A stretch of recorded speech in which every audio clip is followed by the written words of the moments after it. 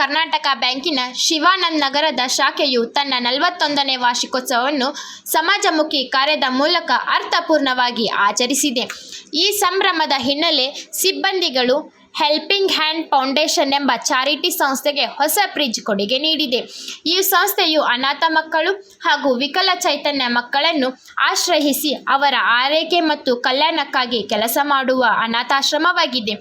ಈ ಸಂದರ್ಭದಲ್ಲಿ ಕರ್ನಾಟಕ ಬ್ಯಾಂಕಿನ ಹುಬ್ಬಳ್ಳಿ ಪ್ರಾದೇಶಿಕ ಕಚೇರಿ ಮುಖ್ಯಸ್ಥ ಈರಣ್ಣ ನಾಗರಹಾಳ್ ಹಾಗೂ ಶಿವಾನಂದ ನಗರದ ಶಾಖೆಯ ಶಾಖಾಧಿಕಾರಿ ಕಿರಣ್ ಕದಂ ರವರು ಸಂತಸ ವ್ಯಕ್ತಪಡಿಸಿದರು.